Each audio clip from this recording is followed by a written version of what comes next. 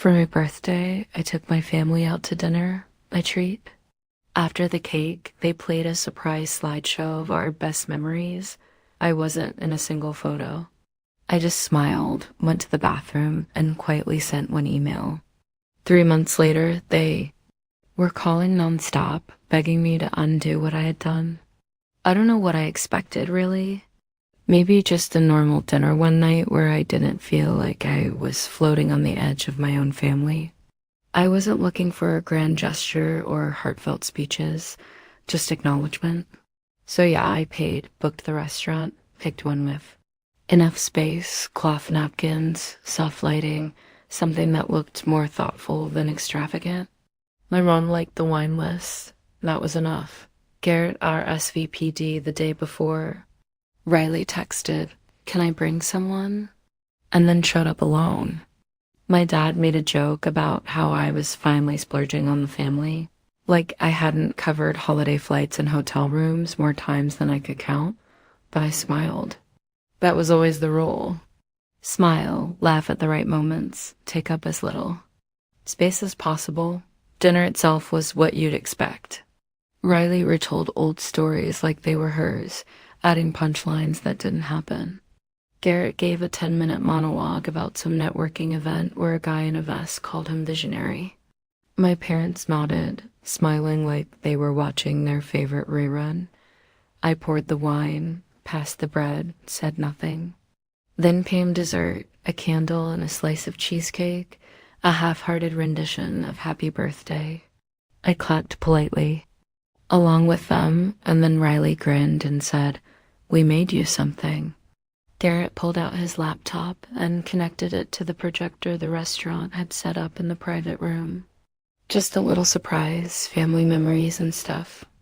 Just for fun, my mom added, "You'll love it." The screen lit up. It started with grainy footage of our backyard, Garrett's 8th birthday, Riley knocking over a stack of paper cups, Mom laughing, my dad holding the camera sideways. Then came the photos. Vacations, school plays, Christmas mornings, random snapshots of them as toddlers in the bath, teenagers at parties, adults clinking glasses in bars. Minute after minute, the slideshow rolled. Music played softly beneath it. Ed Sheeran, of course. I watched, kept my face neutral, trained, because I wasn't in any of them. Not one, not a single frame. It wasn't like I was shoved to the side or awkwardly cropped. I just wasn't there. No Halloween costumes, no high school grad photos, no Thanksgiving. Group shots, no blurry candids from family weddings, just absence. As if I'd never been in the room, never existed at all. They laughed at an old video of Riley falling into a pool. Garrett flexing in front of a mirror. A dog we had for 6 months. Still no one noticed. Then the final slide faded in. A quote in pale cursive over a beach sunset. "Family is everything." They clapped. My mom actually wiped away a tear. Riley leaned back, pleased. "What do you think?" Garrett said. "Pretty great, right?" I smiled. "Yeah, that was really something." And I stood up smooth, calm. "Excuse me a sec." No one stopped me. I walked down the hall toward the restroom, past the coat check, past the noise, into a quiet pocket of air, locked the door behind me. Then I took out my phone, opened my email. The draft was already sitting there written that morning, just in case. I stared at it for a long moment, not because I was hesitating, but because I knew exactly what was going to happen once I hit send. I could already picture their faces, the slow unraveling, the dawning realization. Not tonight, not tomorrow, but soon when they finally understood what I'd done, and by then it would be too late. I tapped my finger against the screen. One tap, message sent. I slipped the phone back into my pocket, looked in the mirror, straightened my collar, walked back to the table. Garrett was halfway through a story about a business lunch that could change everything. Riley was showing my mom a meme on her phone. My dad was refilling his wine. My chair was still warm. No one asked where I'd gone, so I sat picked up my fork, and smiled because they had no idea what I'd just done. But they would soon. I used to tell myself it wasn't on purpose. The forgetting. The missing seat in the car, the unsigned. Permission slip, the teacher conference no one showed up to. The way my name got left off the group chat, the invitation, the family update emails. I used to think maybe it was just an accident, that being left out wasn't intentional, that I was quiet and quiet people get overlooked. But you can only excuse being invisible for so long before you realize it's not an accident, it's a decision. From the beginning, I was the filler child, the one between the photo-worthy firstborn and the charming baby. Garrett got the big reactions, the camcorder flashes, the comparisons to Dad. Riley got the warmth, the laughter, the ease. I got quiet nods, polite smiles, sometimes not even that. I had a stutter back then, not all the time. Mostly when I was nervous or had to speak in front of people, which in a family like mine was most of the time.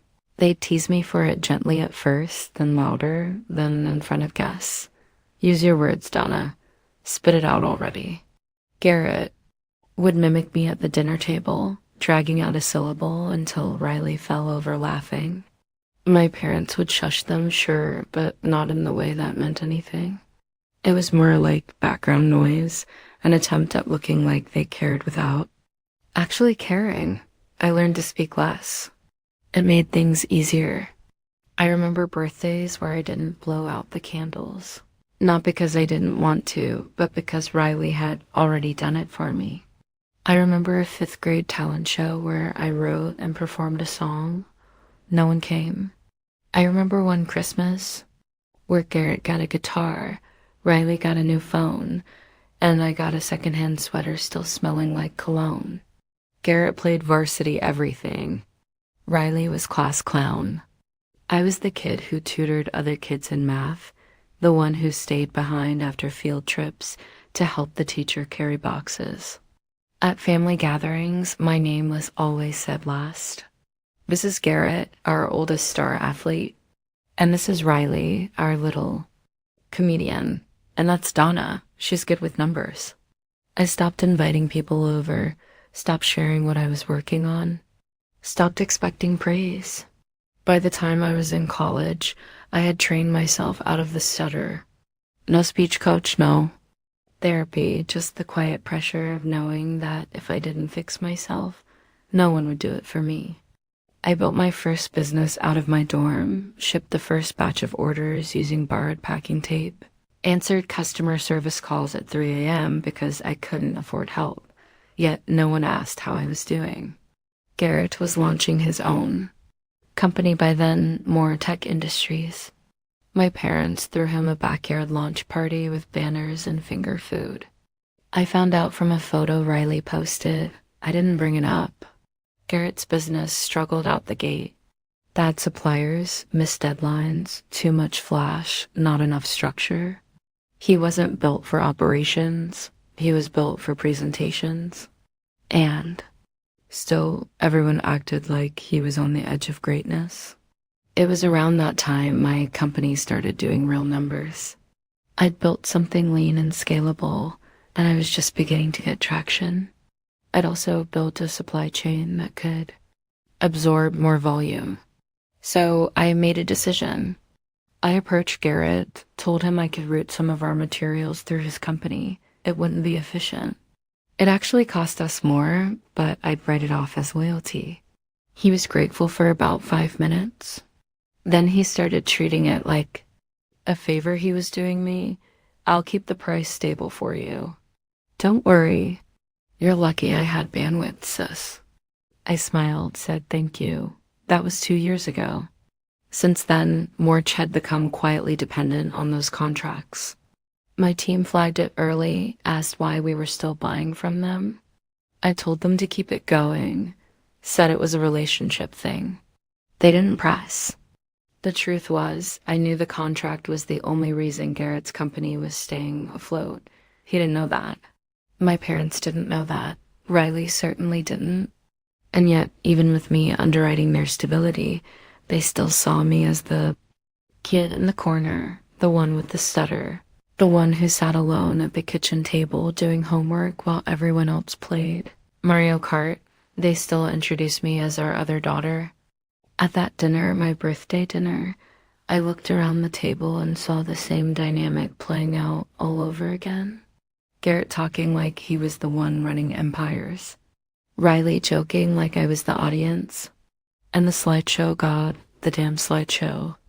All those years of being forgotten condensed into 10 minutes of curated eraser. They didn't forget me. They never saw me to begin with. And that email I sent from the bathroom, it was just the beginning.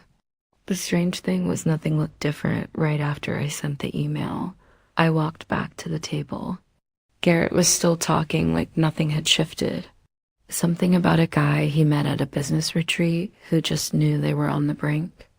At exploding into new markets. Riley was laughing at a meme on her phone. My mom was taking a blurry photo of her wine glass. And me, I just sat down and listened, let them keep performing like the lights hadn't already gone out backstage. The next morning, I got up early, went for a run, and made myself eggs. It felt normal, but underneath that quiet was something heavy and final. The kind of final you don't come back from. A few days passed, nothing. Then Garrett called. I didn't answer. He didn't leave a message. The next day, Riley texted me a joke about how I ghosted everyone after getting older. I didn't respond to that either. Then came the voicemail from my mother. Donna, sweetheart, I don't know what's going on between you and your brother, but it sounds like there's been a big misunderstanding. He's really upset. Maybe you could just talk to him. A misunderstanding. That's what they always called it when something hurt. A misunderstanding, not cruelty, not neglect, just a mix-up. Like the time they left me at a rest stop on a road trip. When I was 9, Garrett joked about it for years. Riley called it my solo vacation. My parents laughed. I remember sitting on the curb alone, not crying, just waiting, wondering if they'd noticed yet. That was the thing about being the one. They overlooked. You learn not to cause trouble. You learn to swallow hurt before anyone notices it exists. So I did what I always did. I stayed quiet. But while I was silent, everything else started to move. I didn't know the details, not at first, but I knew Garrett. I knew how much he'd built his identity around the illusion of success, how he needed people to believe his company was thriving. I also knew how much my support had been the scaffolding holding up the whole structure. When that scaffolding disappeared, the cracks weren't visible immediately, but they were there. Riley started calling more often. At first it was casual, checking in, sending me funny updates about Garrett's new marketing campaign, but underneath, the jokes was a kind of nervousness I hadn't heard before. Then Garrett called again. This time he left a message. Hey, listen, I think there's been some wires crossed. I know the contract expired, but I figured we'd just renew it. Can you give me a call? His voice was trying to stay calm, but the pitch was off, a little too tight, a little too rehearsed. Still, I didn't respond. Instead, I went to the gym. I had lunch. I took my time because I wasn't waiting anymore. I wasn't on the outside hoping for a moment. I was the moment, and they didn't know that yet. It was about a week later when my dad called. Donna, I don't know what's going on, but Garrett says, you're pulling some kind of move to hurt him. That doesn't sound like you. Is everything okay? He sounded tired. Not angry, confused, as if it truly hadn't occurred to him that I had a line and that they'd long since crossed it. I didn't answer. A few days after that, a mutual friend forwarded me a message. Garrett had apparently reached out to one of my vendors trying to offer them a better deal. The friend wanted to know if this was some kind of coordinated partnership. I told him it wasn't. The truth was Garrett was grasping, and every time he did, he exposed how much he depended on me without even realizing it. The contract hadn't just been a line item on a spreadsheet. It had been the one between his company being something he could boast about and something that was actually working. And now it wasn't. But here's the part that stung more than anything he ever said out loud. He didn't ask why. He didn't ask what had upset me. He didn't ask how I was feeling. He didn't acknowledge the slideshow or the years of being overlooked. He never asked what was in the email. So I'll tell you, it was short, cold, professional. I terminated the supply contract between my company and Garrett's, effective immediately. No explanation, no drama, just a clean break from something I should have walked away from years ago. He only called when the fallout started, when the numbers dipped, when the cash flow choked. I wasn't a sister to him. I was a backup plan. And when the backup plan failed, the family did what they always did. They blamed me. It started subtly. My aunt called and said she'd heard I was going through a tough time. My uncle texted, "If you ever want to talk, we're here." Then someone I barely knew, one of Garrett's old classmates, messaged me on LinkedIn with a fake-sounding, "Hope you're okay." They were building a narrative that I was spiraling, that I was unstable, that I'd sabotaged Garrett out of bitterness. It wasn't just business, it was personal. And that's when I realized I hadn't sent a business email that night. I had drawn a line in the sand quietly, cleanly, and they had chosen the wrong side.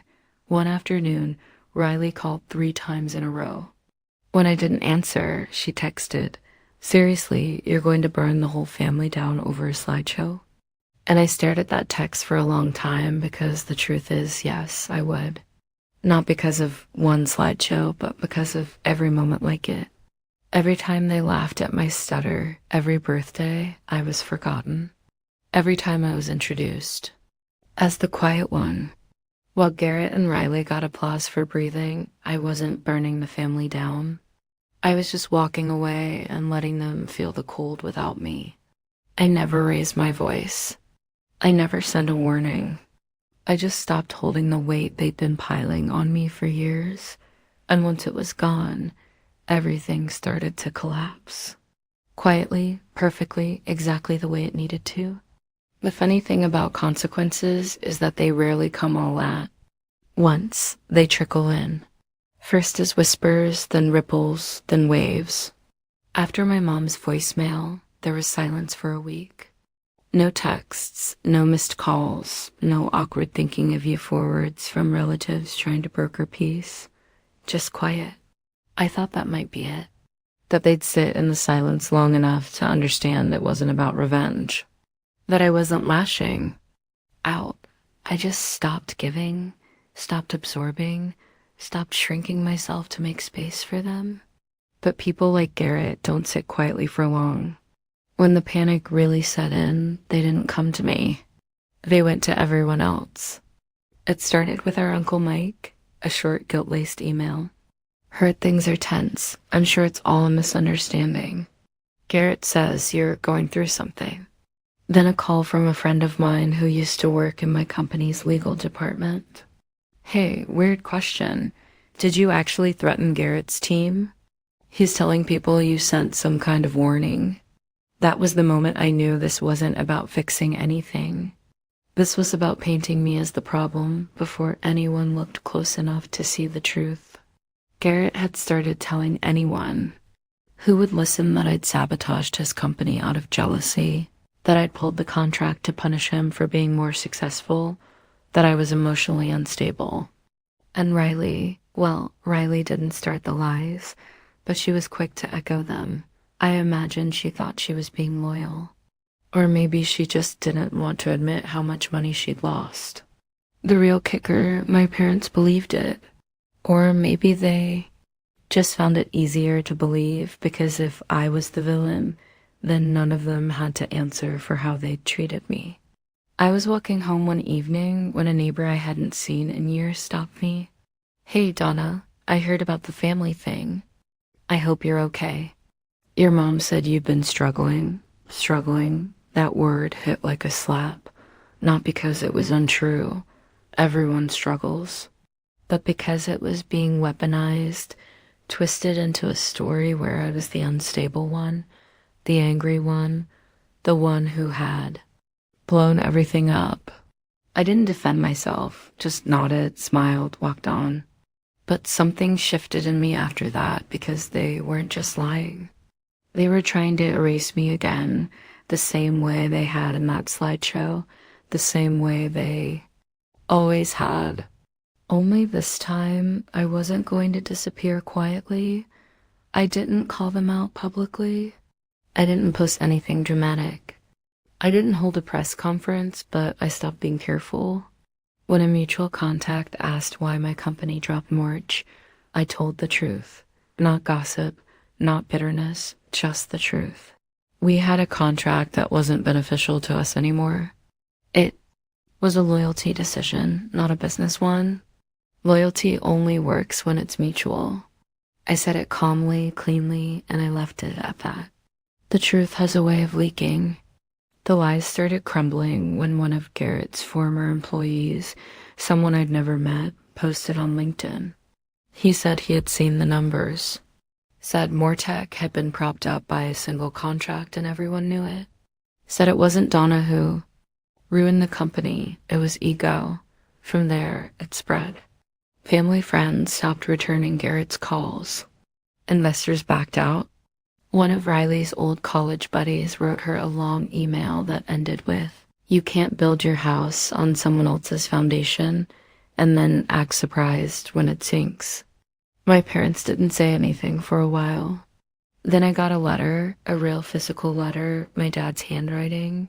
He asked if we could meet, said things had gotten messy, said he wanted to clear the air. I read it twice, and then I tore it in half and dropped it in the trash. Because even then, even in their lowest moment, it wasn't an apology. It was damage.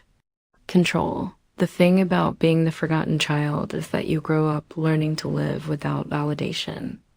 And once you stop needing it, it becomes very clear how many people only love the version of you that needed saving or staying quiet. The final fallout came in pieces. Riley sold her car. Garrett moved back in with my parents.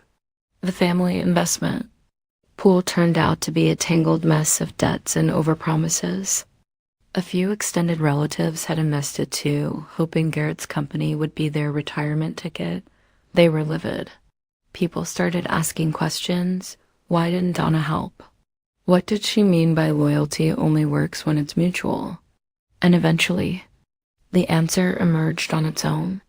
Someone found out about the slideshow. It was a cousin Ashley who had been at the dinner. She hadn't noticed at the time, but months later she remembered and asked to see it again. Garrett sent it to her proudly, still too arrogant to realize what he'd done. Ashley watched it, then she called me. I just wanted to say I'm sorry. I didn't realize what they'd done until I watched it again and realized you weren't in it at all. She paused. And now they want to act like you're the one who cut them out. That moment mattered more than anything else because it proved I wasn't. Crazy, but the eraser was real, that someone else saw it, named it. I thanked her genuinely, and I let the rest unfold on its own. I never issued a statement, never made a scene. But word got around, the business collapsed, the truth spread. The lies fell apart. And the last time my phone rang with my mom's name on the screen, I didn't answer because by then I had nothing left to say. They'd spent years pretending I wasn't part of the story. And now they were living in one I'd written without them. That's how it ended. Not with a fight, not with closure, just a long echoing silence where their voices used to be. Sometimes, I wonder if they ever replay the slideshow, if they ever see the gap where I should have been and finally understand what that silence cost them, but I don't need to know. I've already moved on. Do you think I went